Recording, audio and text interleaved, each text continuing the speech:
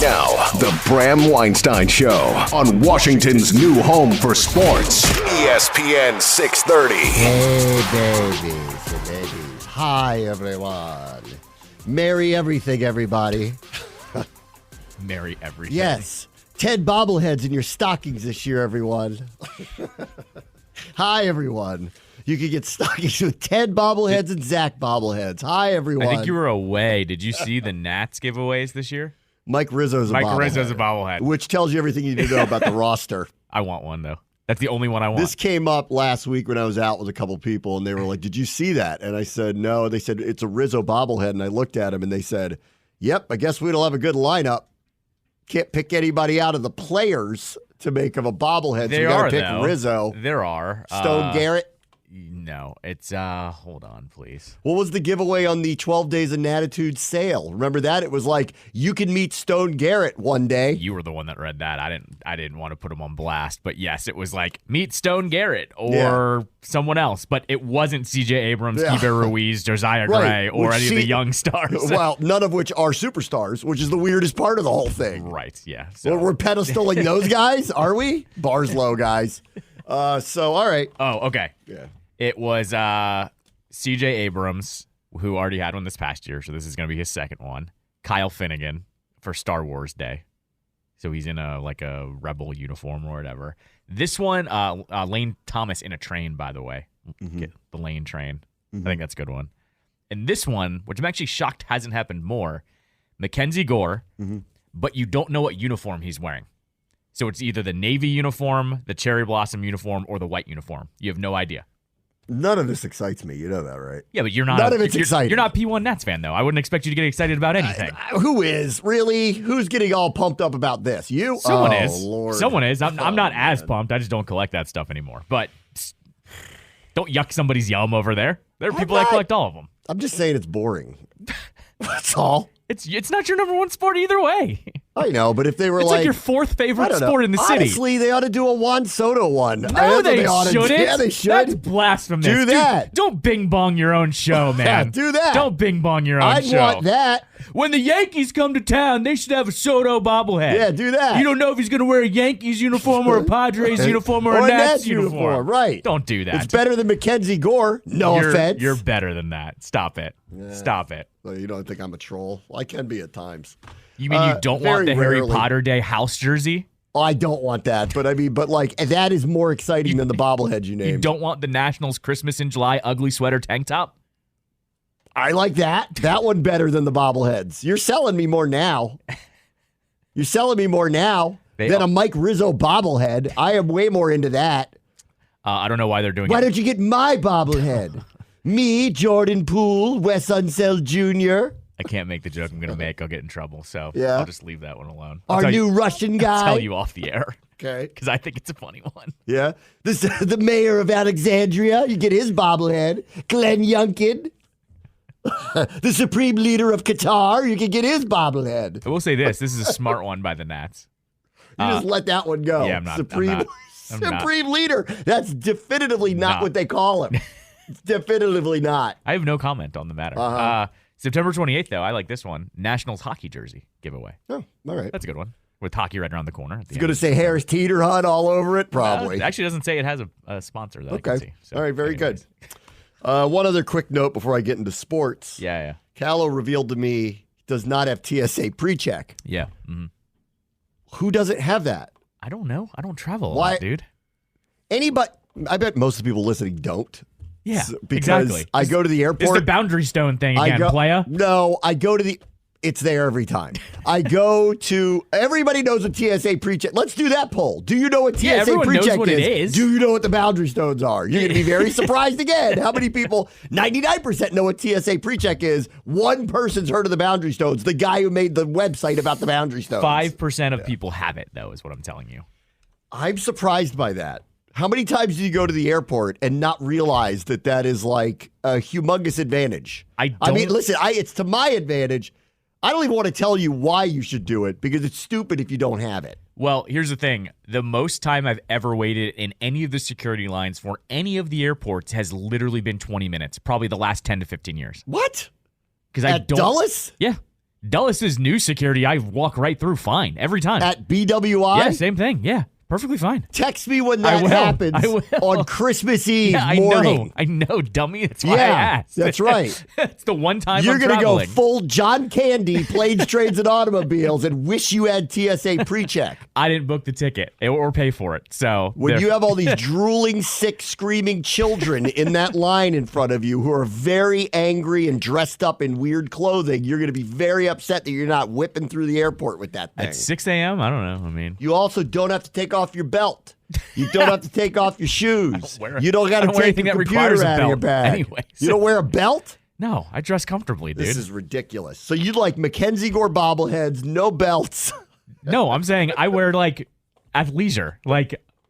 Oh, you're always at leisure. When I'm at the airport, you make it life as easy as possible. Why would you consciously put a belt on? You go in your pajamas? No, do you have like casual? I'm going to be in my onesie pajamas. We'll fly it on Christmas. You're on one today, man. Have you never worn like nice? I'm going to dress like Ralphie. Have you never worn nice Lululemon like athleisure pants? They don't require a belt. I don't wear Lululemon pants. Yeah, because you don't know about that, player. I know about Lululemon pants. You don't pay $98 for really nice pants that look like dress pants, but I don't need a belt for. No, I don't wear Lululemon pants because that's what all my female white girlfriends wear. That's why I don't wear them. You're dead asleep on the male clothes for Lululemon then. No, you go to Viore for that one, dude. My God. That's where you go for that. That's what you do for that one. I'm trying to educate you up here a little bit. Oh, my God. Lululemon is for yoga and white middle-aged women. Viore tried to enter the marketplace as the male version of all of that. Okay. None of it I'm really totally into because I can get a pair of joggers at Target for 1/3 of the price. That's what I was going to say too. And it all looks the same to me. Right. Because I'm not a model. And you don't need a belt on all of it. And it looks nice still. So. Boy, you don't like being called out about TSA pre-check. I mean, that's just like you're on one a little bit today. What do you mean? It's not worth calling me out for. Why are you so upset about the fact that you're getting called out that you don't have TSA pre-check? You're doing the same thing you did to me where you're like, oh my God, how do you not have it? How do you not have it? It's just a thing I don't have. Oh, do you have Easy Pass? Do you? You don't. No, you don't have Easy Pass. You don't need to have an Easy Pass. You just log in with your license plate, playa. You don't need one. Oh, man.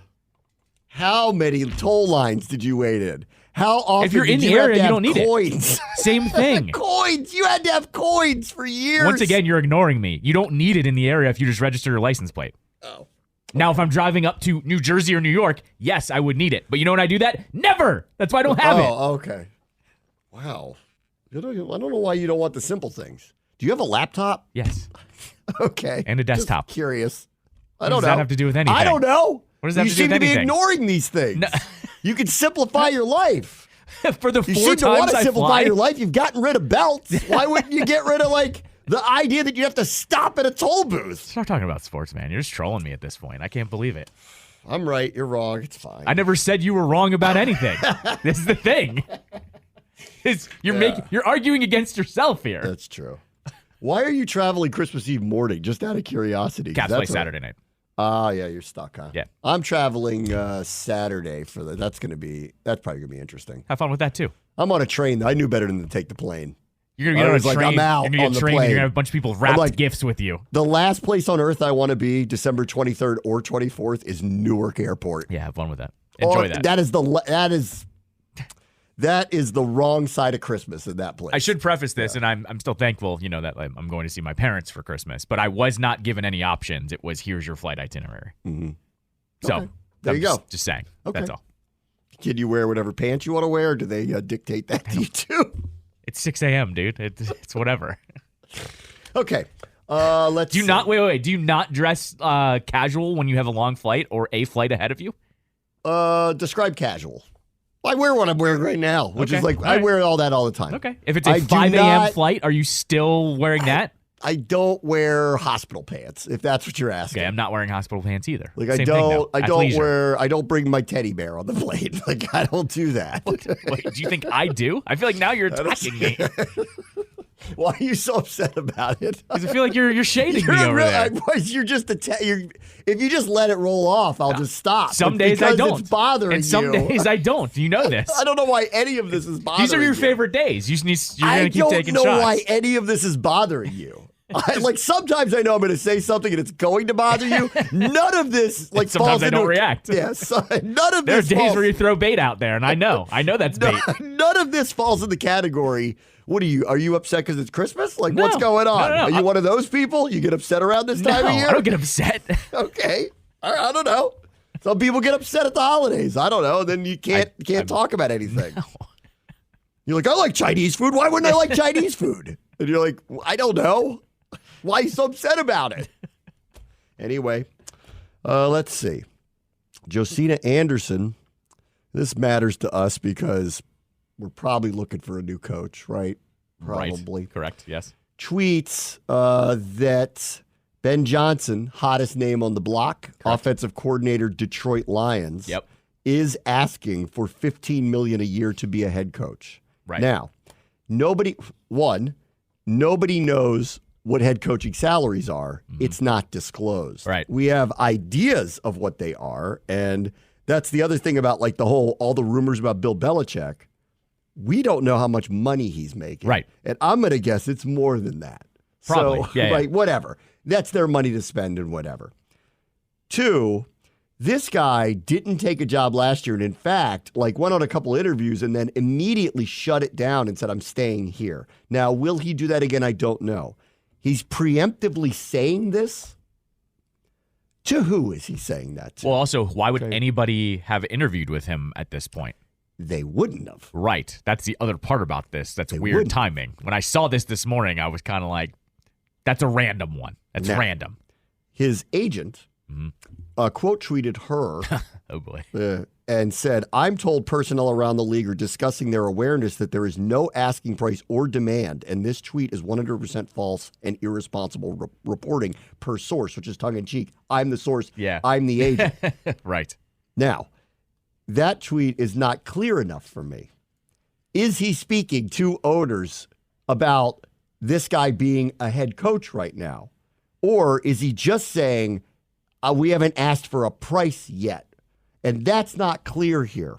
So this reads to me like he's already paving the way to be a head coach for somebody next year. And I bring it up either way, no matter what the reporting is, because clearly he is somebody that's going to be a name of interest here. Yeah, of course. No, without a doubt. I think this was more calling her out on do not put the salary out there. Don't put the number out there. Yeah, because that's ridiculous. And as you just said. Well, we put the numbers out for players. I don't know why we can't put the numbers out for coaches. But why would we start with him?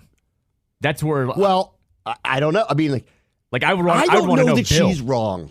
That's what I want to say about that. Why would she say that? We've gotten on Josina before about some of her reporting. She did the ones in the offseason that were clearly straight out of Lamar Jackson's camp, where he was telling her, why isn't anyone trying to get me? And then she wrote a tweet saying, why isn't anyone trying to get him? Right. And it was like, you know why, don't you? And if you don't, why don't I explain it to you at why it is so risky to actually try to attempt to acquire him? Because if you do, you have to cut all these people to fit him under your cap, only to find out that the Ravens matched the offer that you gave him. You have to trade for him. You have to trade for him. And then you don't know what they would want. And do you want to give him 4 first-round picks? Because maybe you don't. Right. Exactly. So, the whole time when she was tweeting that stuff, I'm like, okay, that's straight out of his camp, and that's him on some level trying to generate interest that was never going to really exist because it was too complicated to get it done, right? So we made fun of her for that. In this case, you'd have to believe she largely made that up, and frankly, I don't. Why would she put that number out like that? She is not a fly-by-night reporter. She has real sources. And I don't care what the number is because I want to go back to the original point. Nobody knows what the coaches make. Remember? That might be on the low end these days. Could it be an owner? Sean Payton makes more than that, I promise you. Could it be an owner feeding her that number, hoping other owners sour on him right away? Maybe. This is what I'm telling you. Does read a little Tepper-ish. Maybe it's Tepper. Because he's paying 15 head coaches now. Maybe it's the Chargers. Maybe. Could be, because who are known to not spend, even though they said they will. Maybe. Trying to save any penny they can. Any penny they can. See, the Chargers are so interesting in all of this because they are notoriously cheap, or at least that's what they say about them. And then their team president got all mad about it when he was asked about it and said there are no limitations, which started the ball rolling of, well, I guess you're getting Harbaugh then, because he clearly wants to come back. Right. And now that we've had another set of allegations against him, he is turning into like the Trump of college football. It like doesn't stop. It's just case after case after case after case. And in the same way, he's got a cult in Ann Arbor. They flash the 4 signs and they cry. It's like a revival when they win without him. And they did it for him, dear leader Harbaugh. Right. Meantime, he's got 58 indictments. 58 indictments. So he's clearly going to scurry away. Right. Right? Right. And so when they said we have no limitations on salary, that's to him because you're not getting him on the cheap. Correct. You're not getting him on the cheap. Right. So I read that as they're actually really interested in him, and he's clearly really interested in the NFL. And why wouldn't he be interested in the Chargers with Herbert? Right? Okay. Right. But then there's this one, and to your point, might be what the reality is. Maybe they like this guy. Maybe they think he can turn the offense around. It makes sense to hire an offensive coach considering where their money is spent and where their franchise lies. And maybe they are trying to be cheap and they're trying to scare everybody else off. But you're not going to scare off Tepper. That guy burns money in a trash can. He's the Steve Cohen of the NFL. He doesn't care about that. Right. He's done it over and over. How much money did he waste on Matt Rule? Correct. Did he just burn in a trash can? What, a 5-year deal? He doesn't care. Maybe they're trying to scare off Josh Harris. Could be. Maybe. We don't know yet. We're going to find out the hard way. Oh, he's going to find out the hard way. We got a lot of cap room. Right, exactly. We may need a new coach, depending on what his opinion is of it. Most everyone else believes that they probably will get one. Right. We now know what the going rate is. He's about to spend a lot more money this offseason. Yes, correct. Like $90 million in cap space, that's a lot of signing bonus money. A lot. Sure. Yeah, absolutely. You got to re-sign your guys. And if you are good, you got to eat it on the last year of Rivera if you are going to fire him. He does have 1 year left. Yeah. I don't know what he's getting. Right. And then we have to turn around and hire the new coach. And we're saying the going rate for the guy who's never been a head coach is $15 million a year. And I will go back to, in this case, I actually don't not believe that. I don't know why she would float a number like that if someone didn't tell her that. So I bet that's kind of true. Could also be from the Lions, though. They don't want to lose him. Could be. It came from somewhere. Float out a crazy number so no one even interviews. It came from somewhere. Right.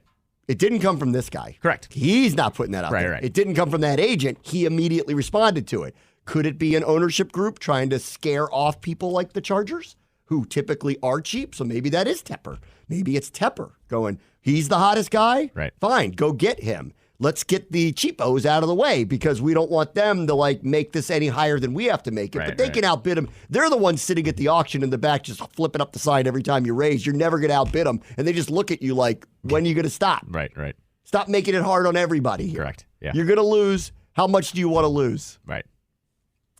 I believe it. I believe it. I don't. Not with the agent coming out like that. And why would anyone interview him right now? No one could interview him now. That's the other thing. Nobody is doing that. The agent would have done his client a service by saying, my client is in the middle of what's going to be a playoff run. Right. He's committed and focused here. He's not interviewing for any jobs right now. But he didn't say that. He just said the price is inaccurate. Right. That's all he said. So he is almost tacit. That's why I said he needs to be more clear. You're almost admitting you are fielding interest about him already, which wouldn't be unusual, honestly. Yep. There are 2 jobs that are open already. The Chargers and the Panthers don't have a head coach right now. Mm-hmm. Well, neither do the Raiders. 3. Yes, correct. 3 open right now. Maybe your boy Mark Davis trying to slide into that one. Maybe he's trying to sour the Chargers. He wants to get him and knows that Spanos is cheap. Could be. That doesn't scream like Davis is smart enough to do that. He never does that stuff. Maybe. He's the dumbest. He might be one of the dumbest owners. And you know that. Nobody gets that haircut consciously. That's a smart guy. I know what he wears on planes. The same thing he wears everywhere. The all-white jumpsuit. Yes, with the worst haircut I've ever seen. Yeah. Mm-hmm. Who consciously gets that haircut? You can't take anyone seriously with that haircut. You can't. He doesn't care, though. He's got so much money, he doesn't care. At some point, you just don't care. So ridiculous, though. All right. All right. So he doesn't scream that he does that smart of a decision to do that. One other thing I'd like to get to. So I believe this, by the way. And it reads to me like he will be a head coach next year. It's already started. And that's not a surprise in any way, but the agent not basically batting down and saying, guys, it's week 16. Right. We're 10-4. Do you think I'm thinking about where I'm coaching next year? I'm not. Call me in hopefully mid-February and we can talk about it. Or call me at the time, if we're in the Super Bowl, call me in between when I'm allowed to interview with you at that point. Yeah, because we have seen that it. When teams get a bye, these guys interview. So too late for that one. Right. If you get a bye. No. I mean in the playoffs. Well, they need the 49ers to lose a couple games to get that. No, but I'm just telling you, the interviews have happened in a playoff run before, is all I'm saying. One other thing that was sent to me, I didn't know this existed, and maybe you do. Did you know there's a site called Tankathon? Yes. Yeah. Amazing. Yeah. Tankathon's great. So people are sending this to me now because, as you might imagine. Yeah, right. And so I was looking through it, and I don't want to take it as the gospel, but the reality is Bears are playing the Cardinals this week. Mm-hmm. Cardinals could win that game. We all know that. That's very possible. The Patriots just have to win one more. If this Tankathon thing is correct, and the three of them are tied, for the number 2 spot, Washington's strength of schedule is the easiest of the 3, and therefore would get the second overall pick. Oh. So that's where we are right now. Got it. Now, I'm going to be very excited on the air if we win on Sunday. Don't get mad at me. I can't help it. I like it when we win, and I want to win. I'm going to tweet at you for ruining Christmas. Right. It's what I'm waiting for. The Bram that stole Christmas. The Bram that stole Christmas. I'm going to be excited if we win. If we win at the buzzer, the tweets after it. Yeah. People are going to be actively rooting for Joey Sly to miss. That will anchor people. They're going to be hoping Cameron Cheeseman is brought back. And why do we cut Cheeseman? I can already see it. Yeah, totally. Yeah. This is because this fan base is psychotic at this time of the year. Yeah. This is full on. Why couldn't we just keep Cheeseman? It would have only been 3 more games. As you might imagine, I've been watching a lot of the Jets to get ready for the game. I'm sorry. And I know. And the most boring offense in the league. The Throwback Thursday we're going to pick is going to make a lot of sense in a moment because this could be 6-3. I mean, really, we're not going to score on these guys if they show up. Right. Because they're like us. Who knows? Are they going to show up? I don't know. But they showed up last week against Miami. And it's a lot of reasons why that score ended up that way, but they didn't play that poorly. Right. And their defense is legit. You're saying they didn't play poorly even though they got shut out and turned the ball over? On defense. Okay. On defense. Okay. Zach had a turnover at the 1-yard line. That was the first touchdown. Mm-hmm. And then they ran a preposterous fake punt on their side of the 50 on the next possession, and that made it 10-0. They had one. It was like us. They had one bad play. They gave up a bomb to Jalen Waddle. Everything else, Miami had to earn, but their offense was so terrible, so beyond utterly terrible, that we could have 5-4. This could be 5-4. 5-4. Could be the greatest scoregami ever if we get 5-4. The odds on that are 3 million to 1. Now I feel like I should do it because 3 safeties in a game. Has that ever happened? Yeah, it would be 3 safeties is what we would get. You're hearing yourself right now. If you watch these offenses right now, you would think it's possible. And if it happens, I will be gilded into the world of the Galactics. Only if Cheeseman was still playing would that score hold up. 5-4. 2 screwed up snaps that go over Tressway's head. If it's 6-4, I'm going to be mad. Yes, that's right. I'm going to be mad if it's 6-4. All right, let me take a quick break. You're going to hear from Anita Marks next, my friend from ESPN New York. So we talk about Aaron Rodgers, the Jets, and a little bit of Tommy Cutlets as well. Bram, watch the show. ESPN 630 at Sports Capital. It's called The Rump Shaker. This came out in 1993, Throwback Thursday, because the Jets are playing the Commanders this weekend. It is the worst offense in the league, taking on the worst defense in the league. Mm-hmm. And Washington's offense obviously has been skidding the wrong way in recent weeks. They're now ranked in the bottom third. And, of course, Sam Howell was benched last week. So this is setting up for what I'm calling the 5-4 game. And I picked 1993 because that might be one of the worst games ever played in Washington Redskins history. They lost to the Jets 3-0. These two have a lot of forgettable games on each other's tons of them. record. Jets have won 3 in a row in the series. Obviously, they don't play each other, but every 4 years. That may change now that we have the 17th game. You get an extra game, but it has. They still haven't played them, in the normal cycle 4 years. They haven't beaten them.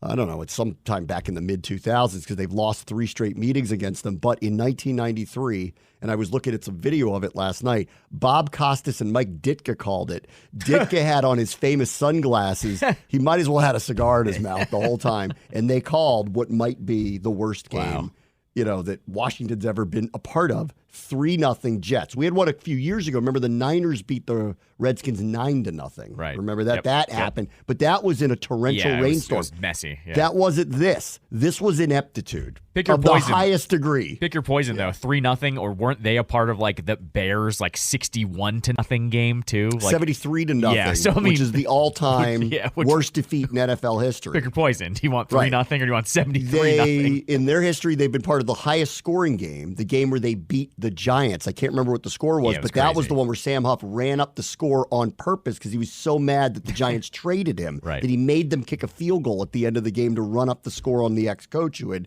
traded him away. They are the other end of the worst score in NFL history, 73-0, I think is what the score was against the Bears back then. And here's this one, 3-0. And we had one of those earlier this year, actually. Remember, Vikings and Raiders had a 3-0 finale. It was scoreless late in the fourth quarter.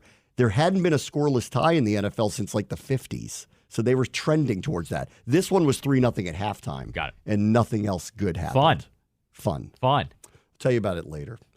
In the meantime, our friend Anita Marks joined me, or I taped an interview with her earlier today as we're getting set for Jets Commanders, and let her weigh in a little bit on all the hype around Tommy Cutlets. So here was that interview.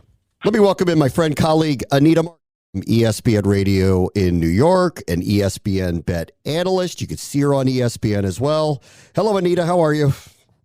I'm great. Happy holidays to you, Bram. Yeah, happy holidays to you, too. Normally, we talk before a Giants game, which we did earlier this year, but we have the unusual double dip. We're coming up there again to play the Jets. And considering their season, I thought it was worthwhile to catch up with you again because this Aaron Rodgers fiasco, or I don't know how to describe this, his attention-seeking to prove scientists wrong thing that ends up ending, I guess, prematurely in his mind. How would you characterize the way he's treated this recovery and comeback attempt? Well, it's kind of twofold here, Bram. So first and foremost, his work ethic in regard to getting back and healthy within 3 months is ridiculous, right? His drive, his desire, his sacrifice. To do everything and anything in his power to do something that no human being has ever done before, and that is to recover from an Achilles injury in 3 months. So, all of that, amazing.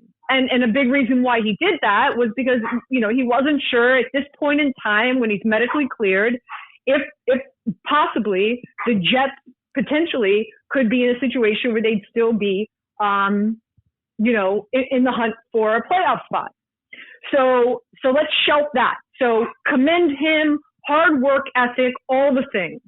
Now we're in a situation where the Jets are eliminated, right? Zach Wilson proved to be who we thought he was from the minute that the Jets drafted him, at least I did.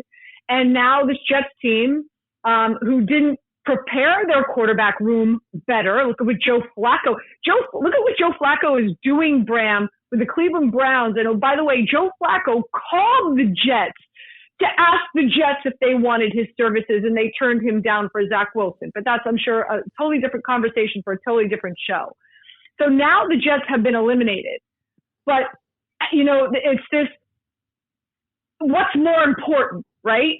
Is it Aaron Rodgers staying healthy so that next year this Jets team could make a real run? Who knows? Maybe they go get Devontae Adams. They improve the offensive line.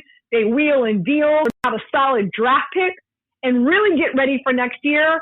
Or is it the selfishness of Aaron Rodgers saying, I want to play a game. I want to do something that no human being has ever done in the history of the world, and that's come back from Achilles in 3 months and play in a professional football game. I want my name in the history book.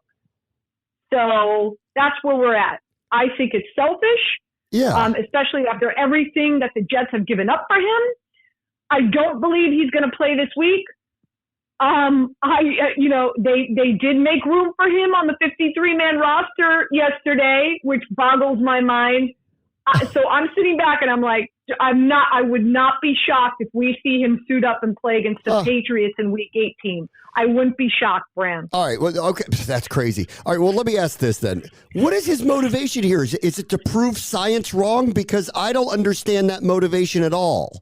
That's exactly. That's exactly what it is. To be the first person in the history of professional sport to come back from an Achilles surgery in 3 months and play a professional sport. You know, like the state of medicine and where we are is becoming more and more advanced. Eventually, you know, I mean, obviously, if this surgery proves to be successful, this is the way of the world, right? This is where we're going to be headed, and I think Aaron wants to be the first. And I think based on everything that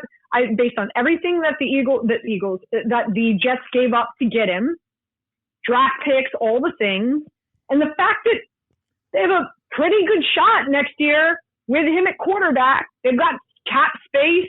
They're going to have, like I said, a pretty top 10 draft pick. What are you doing? Like, why are you risking that? Why are they letting him do it? That's the part I don't understand. Why are they letting him do this? So that's a great question, and I filled in for Alan Hahn the other day on ESPN Radio here in New York. It's the Bart and Hahn show. Bart Scott and Bart's like, it's Aaron Rodgers. He's earned. This is what Bart and again, Bart Scott, former professional football player. This is what Bart says. He has earned the right to say, I'm going to play. What? That's what Bart Scott said on the show. He is Aaron Rodgers. He has earned the right to say that he wants to play. I think it's ridiculous. It is ridiculous. It's not in his best interest. It's not in the team's best interest. Like, it's crazy. It's pointless. It's pointless. But Bram, also keep in mind, Alan Lazard is here because of him. Okay. Nathaniel Hackett, who I think is a horrible coach and offensive coordinator, is here because of him. Cobb is here because of him. Dalvin Cook is here because of him. Not that Dalvin Cook has done anything for the Jets this season. Aaron is one. Look at these are prime examples. Aaron Rodgers is running this team. Yes. You realize that, right? Yes. Yeah. Okay. Well, obviously he is, because all along, listen, I saw this happen with two prominent players here, and their careers got derailed. RG3, who played in a playoff game he should have never played in off of a knee injury, but he walked back out on the field, and the team let him do it. And Gilbert Arenas, who had a serious knee injury, and the team let him come back prematurely, and it ended up being pointless. At least in the case of RG3 and Arenas, they were trying to play at a time where the team was still competitive, and in RG3's case, it was a playoff game. For Aaron Rodgers to come back now and potentially risk his future, and for the Jets to stupidly let him do it, nobody is right here. Nobody. It's ridiculous if he plays again this year. Now, listen, again, I don't believe we're going to see him this week play against Washington. I don't believe that's what's going to happen. Well, Saleh said he's not playing this week. But again, I will not be shocked. I will not be shocked if we see him suit up and play against the Patriots.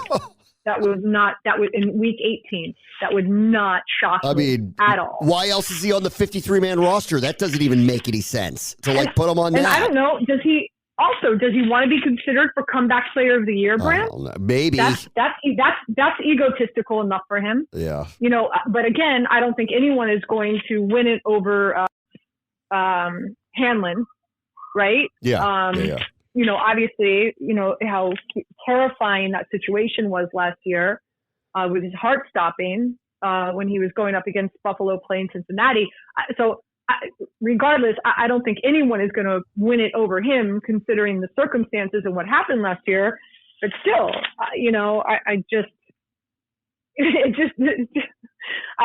nothing surprises me with how egotistical he is. Really. All right, let me go back to something else you talked about, which was the rest of the quarterback room. I, through watching all of this, was like, listen, like Zach Wilson's the second overall pick. Him being the backup quarterback there going into the season totally makes sense to me. Then obviously things changed, and it became very clear that they could not get where they needed to get to once he was playing again. Why in the world did they not go get Joe Flacco or Jacoby Brissett, who's been sitting on our bench the whole year, or Josh Dobbs, or somebody along the way? Like, what were they thinking in the middle of the season? It's a great question. God knows what they were thinking. My own personal opinion is I think sometimes general managers and teams cut off their nose to spite their face. One thing that we did see Arizona not do when they drafted, was it Josh Rosen, right? Yeah. Josh Rosen? Yeah. They knew immediately, oh man, we screwed up. We need to pivot. Fired the head coach, went out, drafted Murray, and brought in a new head coach. His name escapes me right now. He's no longer there, but Kingsbury. Kingsbury. There you go. Yeah. To revamp that offense and try to build an offense that would accentuate Murray's talent. And they did that in less than a year. Like, they knew right away, oh wow, we screwed up with Rosen. We need to pivot. Like, listen, and not that Murray's working out in Arizona, but I commend an organization. I commend an owner. I commend a general manager that, the minute you've screwed up, you got to pivot. And I think, and we both, Bram, you and I have been covering the NFL for so long. How many times do we see that, right? I typically, more than not, I see general managers go down with the ship, right? This is my guy. And this is my quarterback. This is the guy that I drafted. This is the guy that we believed in. And so I think for the Jets to eat a piece of humble pie and to admit that they were way wrong with Zach Wilson, I just don't think it's something that they were willing to do at that point. And I think they wanted to believe that Zach would learn from Aaron, digest, maybe having a different offensive coordinator here in Nathaniel Hackett, help him do make some progress.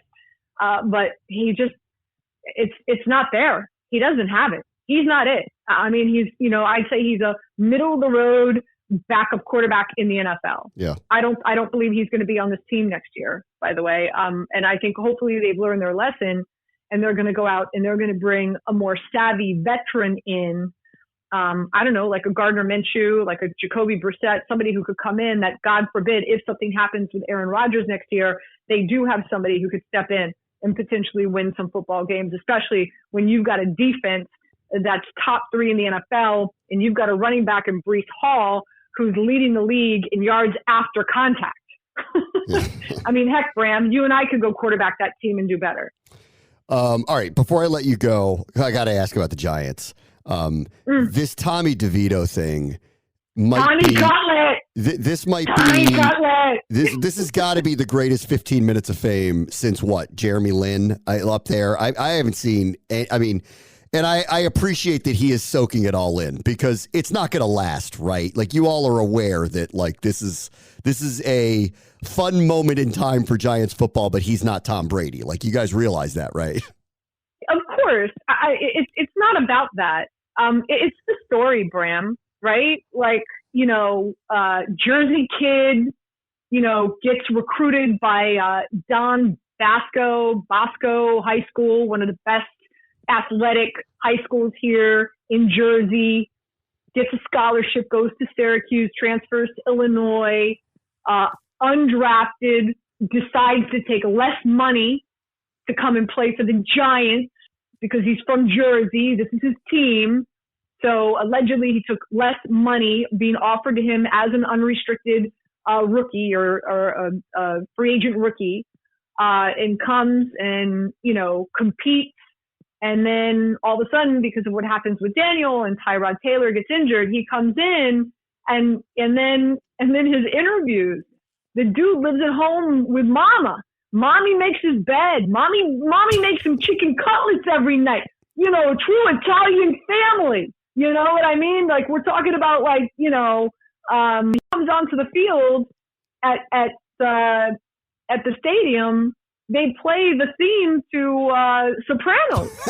I mean, it's like it's a whole. I mean, Bram, it's a whole thing. So and granted, yes, the Giants were able to win 3 games with him. They just got their butts handed in by the Saints. So I want to say he's 3-2 in his starts here.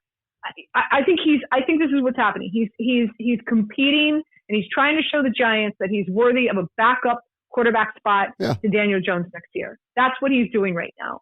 But all the hoopla, all the buzz, all the excitement about Tommy DeVito is the storyline and the jersey and the Italian and he resonates with people. People identify with him. People identify with the family. You know what I mean? And it's all that combined that has created this huge fan base. I mean, Bram, he makes an appearance. It's ridiculous. Hundreds and hundreds and hundreds of people come out to see him.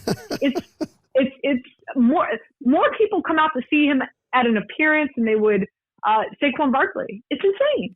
Wow, really? If Saquon Barkley showed up in the same thing, more people would show up to see DeVito. Oh yeah. Oh, absolutely. Absolutely. The dude's like Elvis here. He probably hasn't paid. Outside of his mother making him cutlets every night, if he does decide to go out to dinner, he probably hasn't paid for dinner. He probably hasn't paid for anything in over a month. Oh, the guy is like Elvis around these parts. It's unbelievable. Anita, as usual, thank you so much for coming on, and hopefully I'll see you soon. Absolutely, Bram. Happy holidays.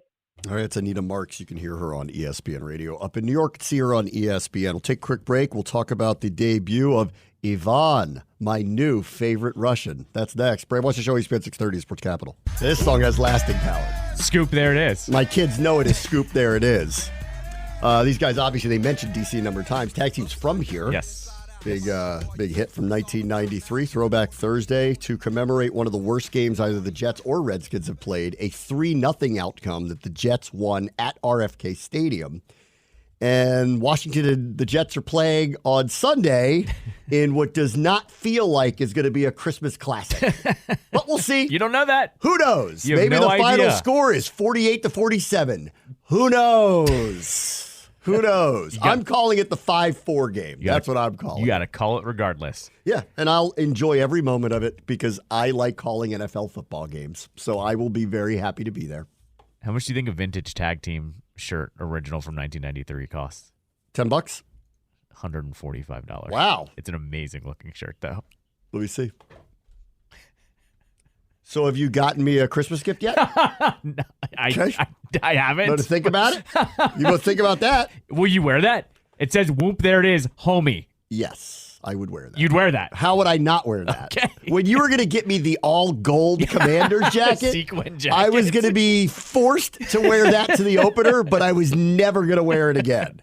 Because it looked like I would have been dressed like I was a walking Oscar award. I mean, I thought about it just to do it. Yeah, but I would wear that. I will say this is an XL and you wear a medium, so I'd have to figure out an alternate way. Oh, it's a used. They don't have. There's nobody's made the replica merch bar. Doesn't have. No, not that I see yet.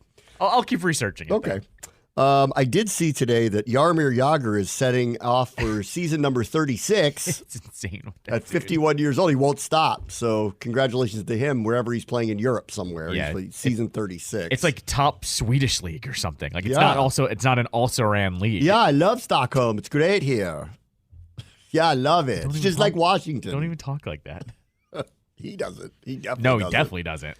Let's see. I watched a good amount of the Caps beating the Islanders last night in overtime. They got a power play in overtime. Dylan Strome scored.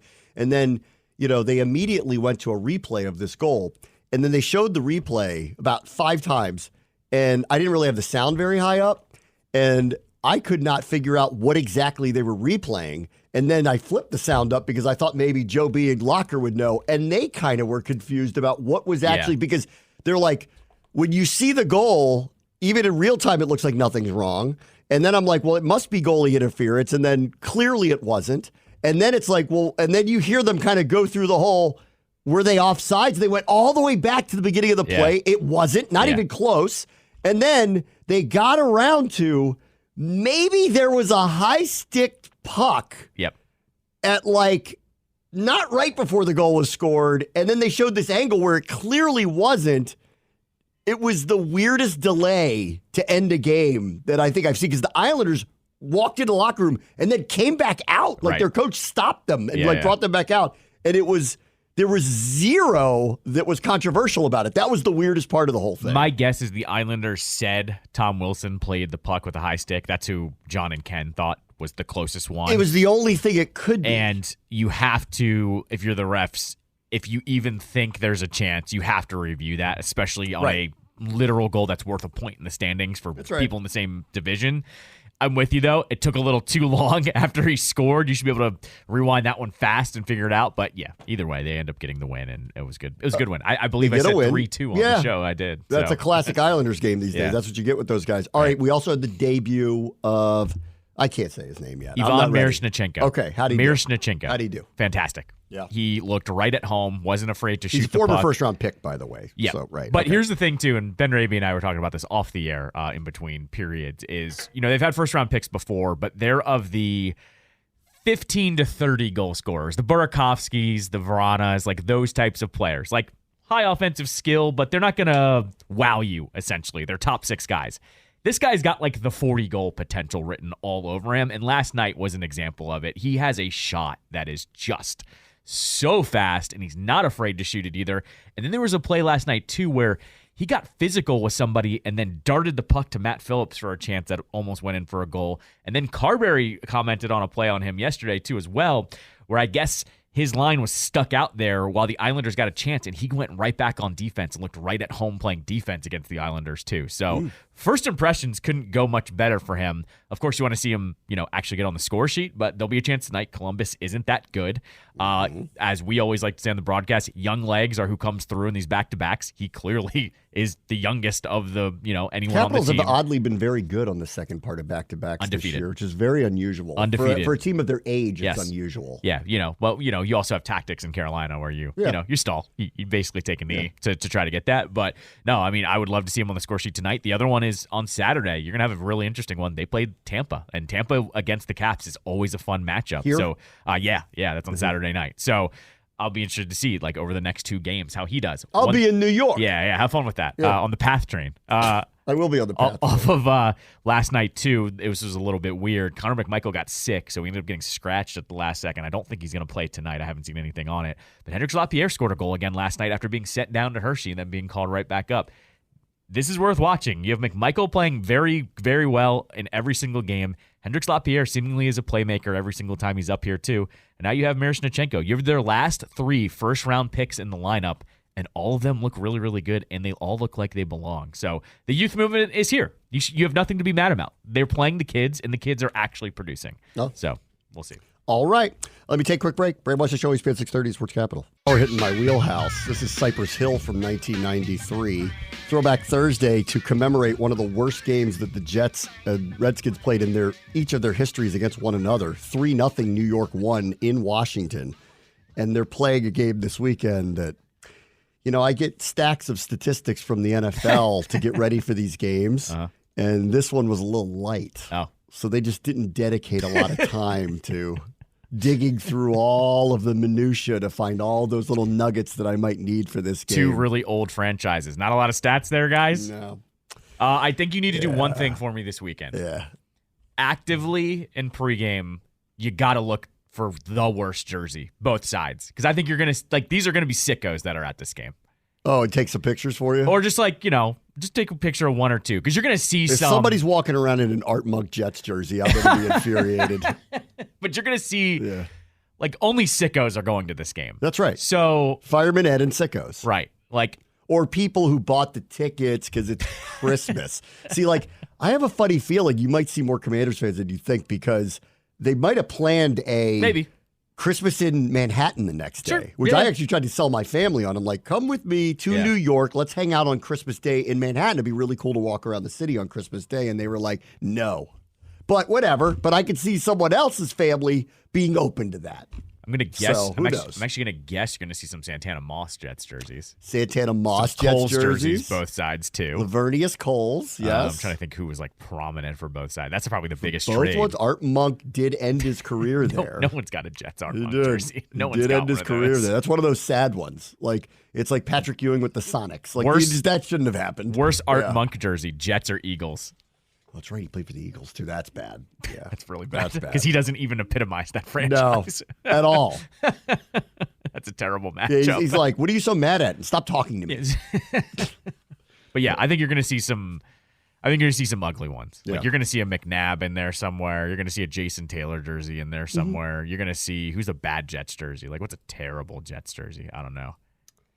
I don't know. Klecko. You'll see a lot of Kleckos. Mark Gastineau. Yeah.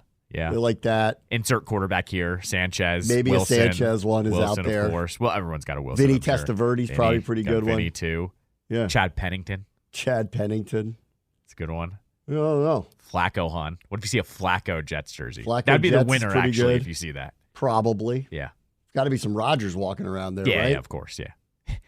I bet you there are people that bought those. Here's your Rodgers jersey, early Christmas present, and we're going on Christmas Eve. I want somebody to show up there in a Giants jersey that says Cutlets on the back. That would just be amazing. Walking around that stadium with that on. The thing, though, they're going to get relentlessly booed and heckled no matter what's happening in the game, though. Somebody should be buying Giants Cutlets jerseys. I mean, come on now. That's a good jersey. Just says Cutlets on the back.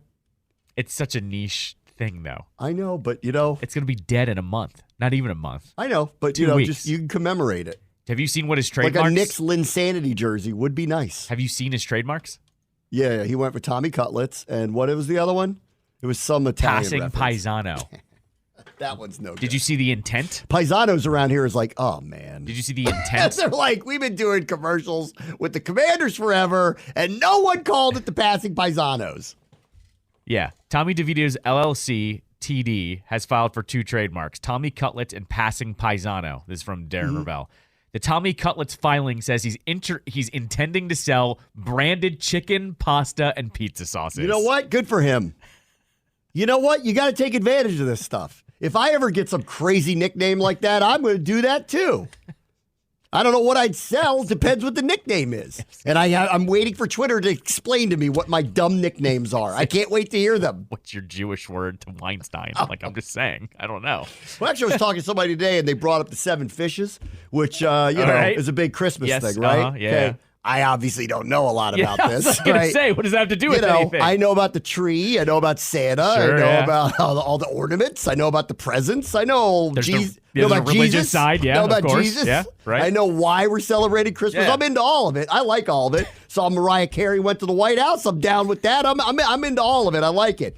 I didn't know what the 7 fishes was. Until The Bear season 2. Best episode ever. Yeah. Of this year of television is season 2, The Christmas Dinner with Jamie Lee Curtis, who ought to win an award for playing the mother of the main they all characters. Should win awards. They all yes, should. but she is if you could give an award for like a one-off show up and be a character for one episode of a series, she's unbelievable in this, and she makes the 7 fishes. And I learned about it there. And my joke was, my 7 fishes are gefilte fish, whitefish, lox, kippered salmon, pickled herring, sable fish. So there you go. So you want that was a long way around to a really dumb Jewish. You want to do Jewish Weinstein 7 fishes? The Weinstein 7 fishes. That's how we celebrate our Christmas. It does appeal to a modern America. The 7 fishes for breakfast, the Chinese food for dinner. That's how we do it. And then you get the 7 chickens. The Kung Pao chicken, the General Tso chicken, the chicken lo mein. You get all of it. General Tso's. That's right. General Tso, Kung Pao. I don't know what else you Cashew. got. Cashew chicken. You say orange. Lemon chicken. Orange. Well, lemon chicken's good. Lemon chicken. Orange chicken's better, in my Chicken opinion. in the lo mein. Get all that. Chicken fried rice. No pork fried rice. No. All chicken. 7 fishes. You guys, no, you don't do that because you go with family on Christmas. I was going to say, are you guys the Chinese food family? But me and my friend used to do what we called Chinese Jewish Christmas, which on Christmas Eve, all the people who were Jewish would come over to his house and we'd order just a ridiculous massive amount of Chinese food. Yeah. Yeah. That's pretty good. And we'd pick, whatever the going place was around here that was like red hot. Yeah, of course. Like for a while, that was Miwa, which is right around the corner. We used to order, that was like the hot Chinese place for a while. We would order just a ton of it. You'd have to wait forever to get it, because the line's out the door for that. Of course. A lot of Jewish people around here, I haven't really found a go-to in Bethesda yet. I agree with you. Like, they're fine. I agree. That's Chinese been a hole in this city for a long time that, it's okay. And there's probably some places that people know of that haven't shared the location of. Yeah. It's twofold. We have large Asian populations in certain areas, and they probably have some places that they're just not telling us about. That's what I think. It's twofold here in this area. One, it's like pizza. Chinese food's never terrible. It's just some are way better than others. Yeah, when you get a good one, you're like, whoa. You realize. But then around here, too, though, some of the Chinese joints are also takeout joints. So you can get the sauce and wings and fries, which always works. That's perfectly fine. There's a place in Silver Spring that I love. But their Chinese food's but their wings are amazing. So I'll tell you the one that I like is A&J in Rockville. Have you been to that? I haven't been to that Okay, one. so it's pretty traditional, and it's good, and you have to go up there and check it out. So check that one out. I think you have 2 locations. A&J in Rockville is pretty authentic. I'm more disappointed. I should be able to walk somewhere in Bethesda. I agree with you. I think it's a whole and no offense to those places, they're fine. No, totally. All of them. They're all, and I won't name them because they're just fine. Yes, there's nothing wrong with them. No, but they're what you expect to get. I think and nothing elevated. And the nicest way possible, it doesn't matter to which one I go to. Correct. I think that's they're the way. All the same. Yeah, right. They'll be specifically saucy. They'll have the exact same flavor. It's as if they all are working out of the same kitchen. Right. Some of them are in unique buildings. That's right. Correct. Yes. What do I want to talk about? Oh, Eric Bieniemy was asked a lot about Sam Howell today, as you might imagine. Mm-hmm. That's what the majority of today's press conference was about. And he was asked this one specific question, and I bring it up because it is worth bringing up at this juncture. I think we can all agree that the likelihood is that there's going to be some major changes. However, if your whole thought process is we're going to build around this particular person, which is what the plan was, right? Then switching things up on him, there is merit to the discussion of, do we switch things up on him? The sound you hear is all of the people my age flashbacking to Jason Campbell, Mr. 5 coordinators in 4 years here, who just now, his brain rotted by the time he was here. Before I go on and read the answer to being asked about what another year in his system would do for Sam Howell, which presumes Eric Bieniemy would be back coaching Sam Howell in the system again, which I think we can all agree is not the most likely outcome, but low percentage. Again, who knows? They haven't said anything about what they're going to do. And, the new ownership group and whoever is looking over the roster and watching Sam Howell might like him. Right. I still feel like if this team ends up with the 2nd overall pick by the end of it, I think they're taking a quarterback no matter what. That's what I think is happening. And then all those plans go out the window. But if they don't get numbers 1 or 2, and they're in all likelihood not getting number 1 unless they trade for it, well, now we're in a funny situation because even at 3, you could take Marvin Harrison. Yep. And I don't think anyone would be upset about it. Yep. You could take either one of these 2 stud tackles that everyone believes is going to be Trent Williams. Yep. Right? Stalwart. Yep. We'll see. Whatever. Great. You could do that. You could take the LSU quarterback, I suppose. I'm waiting for a little more information on that one. No one has wavered about Williams or May yet. No one has said he's the 3rd pick in the draft. No one has said that yet. So I need a little more information on him. But clearly he's going to go very high. Yep. Right? Right. So if that's where they end up, or if they fall below 3 and end up 4 or 5, now we're off the board on some of these conversations. So this doesn't matter, in my opinion, if they end up at number 2, which is a reasonable thing to think. The Cardinals are ahead of them in the draft order, and they play the Bears this week. Right. If they defeat the Bears this week, guess what happens? Washington ends up, if they were to lose 5-4, say something like that score this weekend, they'll be number 3 at worst. That's right. Well, actually, no. They would still be number 4 if it's a tie break because they played each other. That's right. Yeah. So the scenario by which that gets them to number 2 without either both New England and Arizona getting hot at the end of the year, which is unlikely, but it could happen. But still, is they all have to be tied.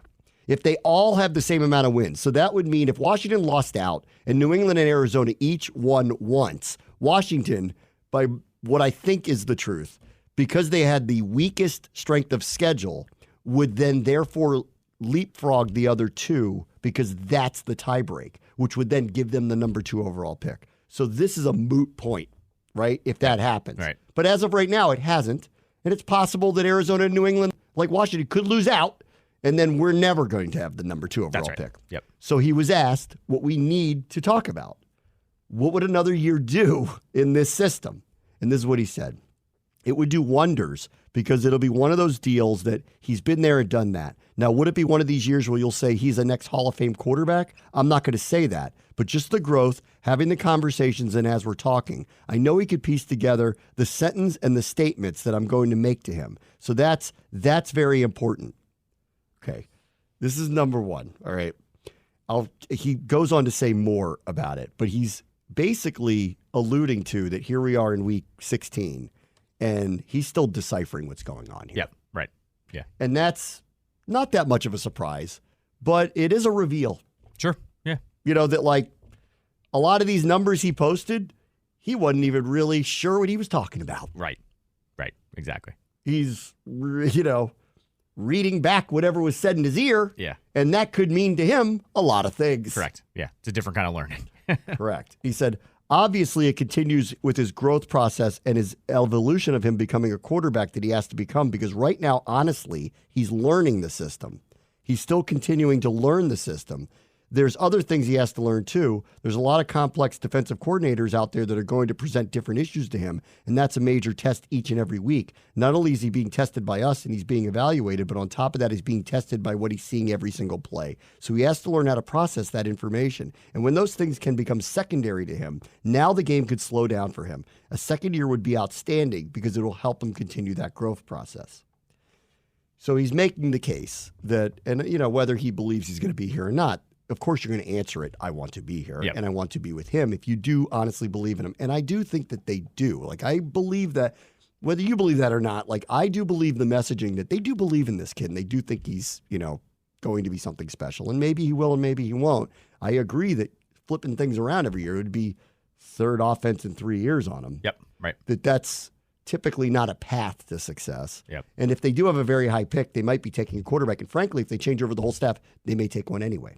Because it's eye of the beholder here. Like, whoever are making the decisions, they may not be on board with him being the starting quarterback anyway. That's we right. don't know the answer to all of that. There was one other thing he said, and this is, I think, the part that this is where it's not a pushback, but it's more like okay, you're saying, like, he needs more time. I hear you. You're saying he's still deciphering the system. I hear you. You're saying it'll all slow down if you keep allowing him to grow within the system. I hear you. The one thing that bothers me with that case is that it has regressed as the season has gone along and not gotten better. Right. He got benched last week. His completion percentage has gone down 4 consecutive weeks. The last 2 weeks, he's at 52% or worse. That you cannot win with. He has thrown a lot of interceptions. In fact, the most in the NFL. And in recent weeks, he's hard-pressed to throw a touchdown pass in a game. He's only had, 2 in the last 4 weeks? Right. That's not winning football, especially when you're not running the ball particularly well. So I'm not trying to suggest I'm down on him or anything like that, but when you hear this and the case is trying to be made, I'd hear it more if he was, say, getting better, but we're seeing these things that are correctable. Instead, he had what I would think is the closest to a seeing ghosts game last week. He was not throwing it in the right place. He was not seeing people wide open in front of him. It was by far his worst performance, and it was 2 weeks in a row. And I'm going to be optimistic and be like, everybody has bad games, especially young guys. Fine. Right. I'm not, and we knew they'd be up and down. But when you say he's going to get better because of all this immersion into this system, the one part that bothers me with that argument is it's been getting worse this year. Correct. It's been getting against good teams in general. Sure. Playoff teams. Like all these teams we're talking about, they played with the exception of the Giants. 2 of them are going to be in the playoffs as big-time playoff teams, and the other one might slip in. The Rams are right there. Right. We all looked at the second half of the season and thought, this is going to be tough sledding. Here we go. Right. And wait till you see this weekend. Right. Right, exactly. Because frankly, if they show up, right, that might be the best defense they faced outside of the Cowboys. Right, exactly. And in fact, a way better front, like a scarier front. Not a Micah Parsons front, but like a scarier across the board front. You should have seen this last week. They were blowing up Miami's plays left and right. These guys are practically unblockable up front. Quinnen Williams is what John Allen and Deron Payne were a year ago. Yeah. No, he's a beast. Every week. Maybe the best defensive It's tackle frightening. outside of Donald. Yeah, for sure. That's why this game's going to be 5-4. Here's the other thing. And this is what worries me, because he's making this case, but think about what's happened. Think about who they're playing the next 3 weeks. Do you see a path where it's going to look a lot better than it has? I'm having a hard time buying that right now. Well, no, but I also think the last couple of weeks, too, are indicative of the score. They already decide to drop back, and then when they get down, then everyone really knows what they're going to do. And then if you would have told me that he was going to pass 45 times a game and then lead the league in interceptions, I'd say, yeah, that's not shocking for a young quarterback. Sounds about right. A young quarterback that you're dropping back so many times. And look at the last couple of weeks, too, though. He hasn't looked good, and also his wide receivers haven't gotten anything either. So that's the other part of all of this is Sam, for whatever reason, is not throwing to his wideout. So I don't know what Bieniemy's even telling him in that aspect. I know. Like, he admitted in this press conference as well, and we'll play it during Commanders Daily, but he admitted in this game that, like, Sam, he described it as, like, sometimes you see too much and then you start, not being sure of yourself at all. And that kind of happened. This was what we called with Sam Darnold, the seeing ghosts game, where he's just not seeing the field right. Yeah. And that's what's happened here the last couple of weeks, and specifically against the Rams. Why I said even during the broadcast, I'm like, I would have pulled him earlier than they did. Like, they chose not to, but I would have, and I wasn't surprised for a second when they did. He wasn't seeing the field very well. Right. The pass to McLaurin, and like, he's a very accurate passer. He was completely inaccurate the other day. Right. And that also says something to me, and that could be a couple things. Attrition. He keeps saying his body's fine. He's taking more hits than anybody else. It's a long year. Sure. And I appreciate his toughness. I also have seen a number of times now where I'm like, get out of bounds, slide. Come on. You've done enough here. Like, we know you're tough. You don't have to prove it to me anymore. Like, protect yourself a little bit. For me and you, buddy. Like, for all of us. For all of us here. For me and you. And secondarily, he's inaccurate more than he's been through the bulk of the season. So is that an accumulation of hits? Is that a defenses are on to him and they know what he's doing? Mm-hmm. And now he's second-guessing himself? Right. And then add in that the offensive line doesn't protect particularly well. Albeit, though, the funny part is the last few weeks, they've been better than what they were. But everyone still knows what they're doing. They were better. Right. That's the funniest part of this whole thing. In the early part of the season, he had no chance. Yeah, they kept saying, like, he was taking sacks. I agree with that. That line was getting blown up. Right. Everybody knew it. Like, it was a half and half thing. He was running for his life and getting blown up. Not lately, actually. Yes, he gets pressure, and that's not their strength, but their line actually the last few weeks against good teams has not produced the type of pressure situations that he was under early in the season. So that is another one where I'm looking at and going, he's actually less under duress than he was earlier in the season, but the numbers are creeping the wrong way. Yeah, but there's a lot of things happening Your offensive line could be great, but if your opponent knows what you're doing, they're just going to sit back there. So that's the other part about this, too. Teams are not dialing things up to go get them because they're just going to go, just the Giants, back. They were the only ones, but they do that to everybody. Right. But what I'm saying, though, is when they know he's basically going to pass anyways. Yes. Frankly, I think some of this goes back to, and this is why I don't want to blame him for everything either, but in Bieniemy's case, I said this early, y'all need to self-scout because these defenses know where the ball's going. Correct. Right. They know where the ball's going. Right. You're not fooling them. Yes. So if you're not fooling them, that's a little on you. Right. So you're giving him this information. He's reading all of this. It's, he's figuring it out, and it's not all there. The line is an issue at best, and they can't unlock some of their best players because why? Because the reads he's making, they're taking away Terry and Jahan early. Right. Well, that's on you. Right. Correct. You're not scheming it up in a way that allows him to see this is where I go with the ball. See, this is where yesterday we had the conversation after the Mike McDaniel clip of Mike McDaniel said, that game plan sucked, that's on me.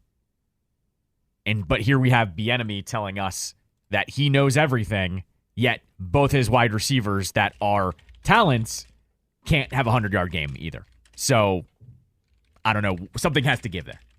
I agree. All right, let me take a quick break. Bram, what's your choice? ESPN 630 Sports Capital.